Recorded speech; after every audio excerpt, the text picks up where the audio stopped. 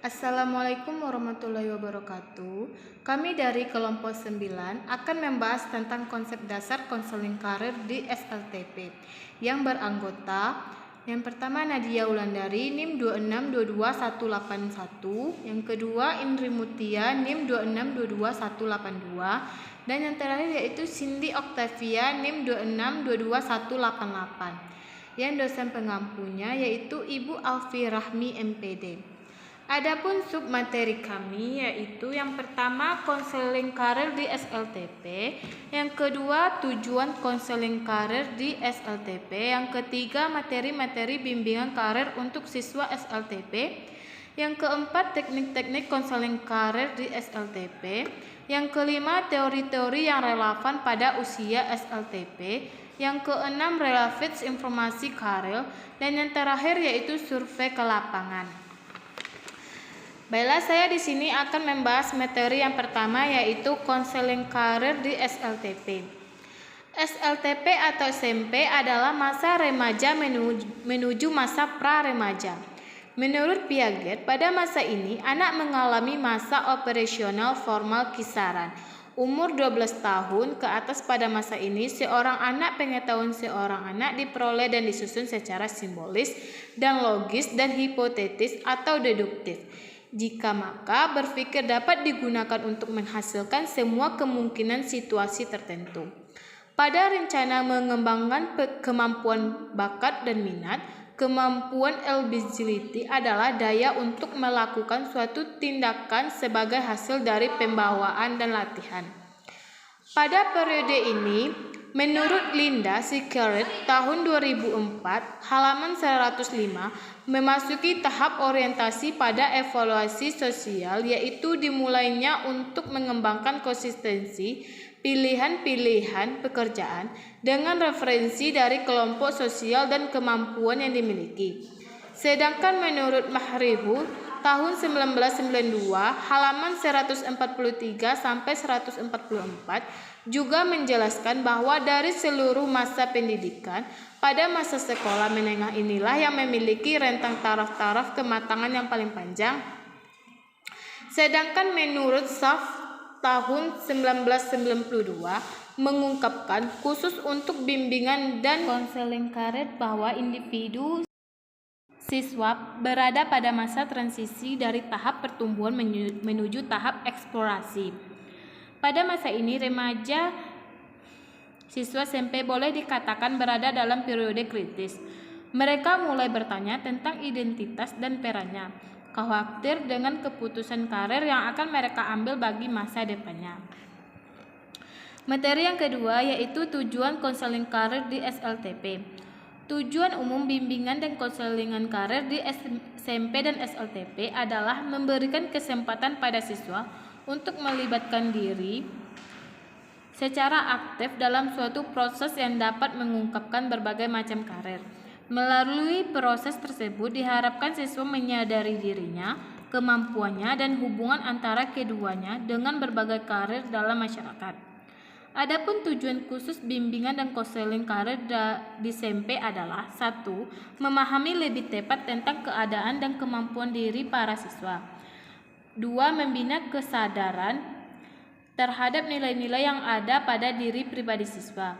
Yang ketiga, mengenal berbagai jenis sekolah lanjutan tingkat menengah atas, SMA atau MA. Yang keempat yaitu mengenal berbagai jenis pekerjaan. Yang kelima, memberi penghargaan yang objektif dan sehat terhadap dunia kerja.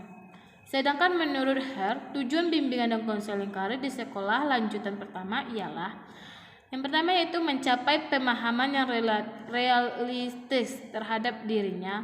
Yang kedua yaitu mengembangkan keterampilan dalam menggunakan berbagai sumber informasi tentang diri, pendidikan, dan okupasional. Yang ketiga yaitu merencanakan program sekolah lanjutannya yang didasarkan pada informasi yang akurat, tujuan-tujuan karir, dan penilaian dirinya. Sampai di sana materi saya, dan materi selanjutnya akan dibahas oleh rekan kami yaitu Indri Mutia. Baiklah, saya akan melanjutkan materi dari saudari Nadia. Materi-materi bimbingan karir untuk siswa SLTP. menjelaskan bahwa komponen dan kompetensi yang akan diberikan pada siswa SLTP meliputi 1. Identifikasi minat karir dan menghubungkan minat tersebut dalam merencanakan di masa depan. 2. Pengenalan hubungan antara performansi sekolah dan rencana karir. 3. Identifikasi dan menggunakan sumber-sumber untuk informasi dan eksplorasi karir. 4. Menentukan rencana karir dalam membuat pilihan-pilihan pendidikan. 5. Menggambarkan tentang keterampilan, kemampuan, dan minat yang dimilikinya. Menurut Prayitno dalam SPPBKS SLTP, materi-materi pokok konseling karir di SLTP ini meliputi 1. Pengenalan konsep diri berkenaan dengan bakat dan kecenderungan pilihan karir atau jabatan serta arah pengembangan karir. 2. Pengenalan bimbingan karir khususnya berkenaan dengan pilihan pekerjaan. 3. Orientasi dan informasi jabatan dan usaha untuk memperoleh penghasilan. 4. Pengenalan berbagai jenis lapangan pekerjaan yang dapat dimasuki tamatan SMP. 5. Orientasi dan informasi pendidikan menengah sesuai dengan cita-cita melanjutkan pendidikan dan pengembangan karir. Teknik-teknik konseling karir di SLTP.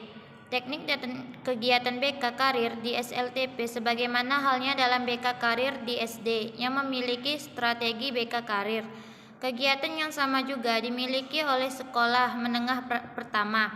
Teknik tersebut dikelompokkan ke dalam 3 kelompok besar, yaitu 1. Kurikulum infusion.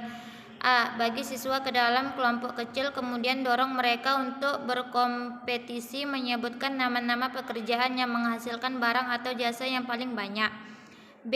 Dengan memberikan daftar kegiatan, hobi, olahraga, dan lain-lain, seluruh siswa membedakan antara kegiatan mana yang membutuhkan keterampilan pribadi dan mana yang bukan. C. Ajarkan siswa tentang kebiasaan belajar yang baik dan hubungkan dengan kebiasaan kerja yang baik. D. Tugaskan siswa mencari iklan lowongan kerja di dalam koran untuk mengidentifikasi sebanyak mungkin. 2. Decision making and acquisition of career information. A. Rekan wawancara simulasi antara konselor dan siswa yang terlibat dalam proses pengambilan keputusan atau beberapa aspeknya. Tugasnya siswa untuk menyimak dan mendiskusikan pandangan mereka terhadap apa yang tengah berlangsung. B. Melalui konseling individu dan kelompok. Tugaskan siswa untuk mengembangkan kriteria yang digunakan dalam mengeksplorasi pekerjaan. C. Ciptakan serangkaian poster yang menggambarkan wanita melakukan beragam pekerjaan dan pria dalam pekerjaan sebagai perawat, sekretaris, dan sejenisnya. D. Tugaskan siswa menuliskan 10 pekerjaan yang memerlukan keterampilan sosialisasi, misalnya guru, salesperson. 3. Community involvement. A. Tugaskan siswa untuk merekam sebuah wawancara dengan seorang pekerja yang pekerjaan sudah menunjukkan eksistensi dalam 10 tahun terakhir sebagai akibat dari berkembangnya teknologi ilmiah.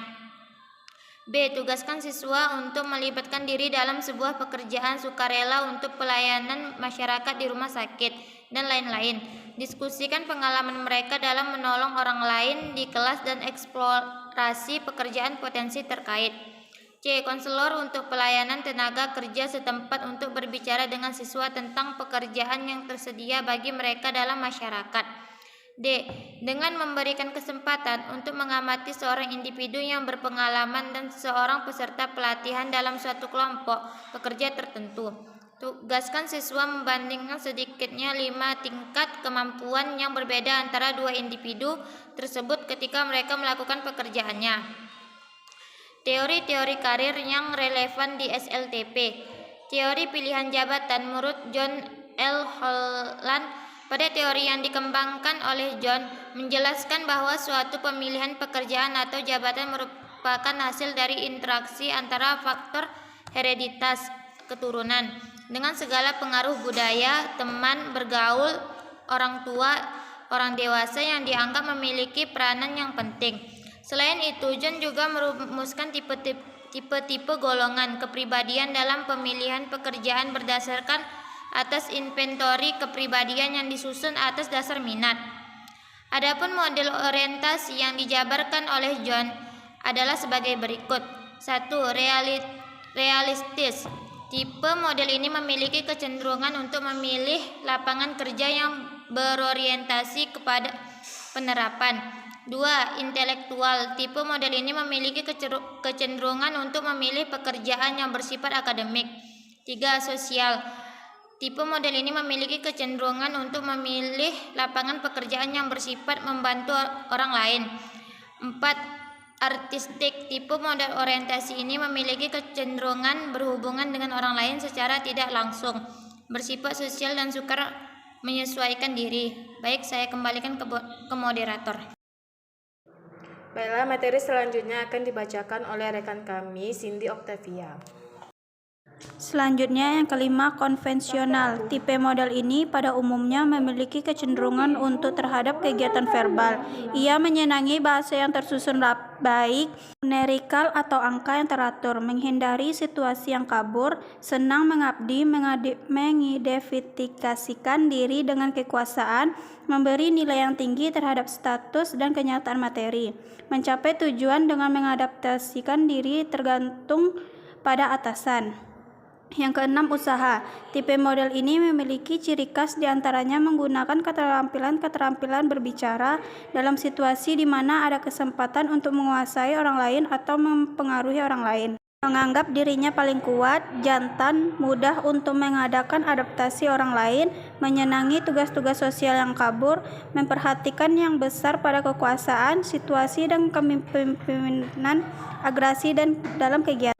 Teori pilihan jabatan menurut Gisbert. Menurut Gisbert, perkembangan dalam proses pilihan karir mencakup 3 tahap yang utama, yaitu fantasi, tentatif, dan realistik. 2 masa daripadanya yaitu tentatif dan realistik. Masing-masing dibagi atas beberapa tahap. Masa tentatif mencakup usia lebih kurang 11 sampai 18 tahun. Atau masa anak bersekolah di SMP atau di SMA, dan meliputi 4 tahap yaitu minat, kapasitas, nilai, dan transisi. Masa realistis adalah masa usia anak mengikuti kuliah atau mulai bekerja. Masa ini pun berhadap yaitu eksplorasi, kristalisasi, dan spesifikasi. Teori pilihan jabatan menurut Super. Menurut Super, salah satu faktor yang mempengaruhi kematangan karir individu yaitu konsep diri.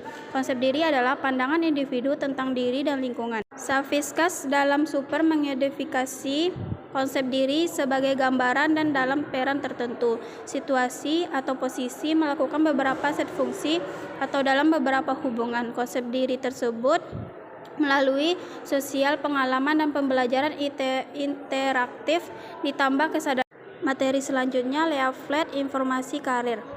Leaflet informasi karir menurut Tiller, bahan informasi karir sebaiknya memiliki ciri akurat yang bersifat kebaruan atau update. Keakuratan berkenaan dengan andal atau dapat dipercaya. Informasi yang akurat tidak mengandung prasangka, bias, dan sumber informasi berasal dari sumber yang berwenang. Informasi yang dimuat hendaknya baru, jika tidak baru akan menyesatkan, tidak ada gunanya, dan memberi informasi yang tidak mustahil untuk diperlukan perencanaan karir. Menurut Pearson, ada 3 aspek yang harus dipenuhi dalam membuat suatu perencanaan karir, yaitu yang pertama, pengetahuan dan pemahaman diri sendiri, yaitu pengetahuan dan pemahaman akan bakat, minat, kepribadian, potensi, prestasi, dan akademik, ambisi, keterbatasan, dan sumber-sumber yang dimilikinya. Yang kedua, pengetahuan dan pemahaman dunia kerja, yaitu pengetahuan akan syarat-syarat, kondisi-kondisi yang dibutuhkan untuk akses dalam rugian kompetisi ke suatu pekerjaan, keuntungan dan kesempatan dan prospek kerja di berbagai bidang dalam dunia kerja. Yang ketiga, penalaran yang relatif akan hubungan pengetahuan dan pemahaman diri sendiri dengan mengetahui dan memahami dunia kerja. yaitu kemampuan untuk membuat suatu penalaran realistis dalam suatu perencanaan atau memiliki bidang kerja atau pendidikan kelanjutan yang mempertimbangkan pengetahuan dan pemahaman diri yang dimiliki dengan pengetahuan dan pemahaman dunia kerja yang tersedia. Selanjutnya, survei ke lapangan. Survei lapangan atau survei lokasi adalah tahapan awal yang sangat penting dalam merencanakan suatu kegiatan perencanaan kerja, di mana dalam survei lokasi tersebut kita dapat mempengaruhi letak keadaan tanah dan keadaan lingkungan tersebut sehingga perencanaan dapat semaksimal mungkin untuk dapat merencanakan hal apa yang kita kembangkan di daerah tersebut. Secara umum ada 7 tahap dalam melakukan survei, yaitu yang pertama, tentukan informasi apa yang ingin Anda peroleh melalui survei. Yang kedua, tentukan responden yang menjadi sampai penelitian. Untuk tahap ini, Anda dapat mengingat kembali materi mengenai sampling design. Yang ketiga, susunan pertanyaan wawancara atau kuesioner. Yang keempat, tentukan metode survei apakah melalui telepon atau in-home. Yang kelima, menggunakan data di lapangan. Sebelum menjalankan survei, sebaiknya Anda melakukan briefing ada tim lapangan Anda. Yang keenam, proses data yang sudah diperoleh. Untuk mempermudah, Anda dapat menggunakan software statistik. Jika menggunakan software statistik, maka kita perlu melakukan pengkodean terlebih dahulu agar data tersebut dapat dibaca oleh program tersebut. Yang ketujuh, membuat laporan. Sekian materi saya kembalikan ke moderator. Demikianlah presentasi dari kelompok kami. Kalau ada salah dan kurangnya kami minta maaf. Assalamualaikum warahmatullahi wabarakatuh.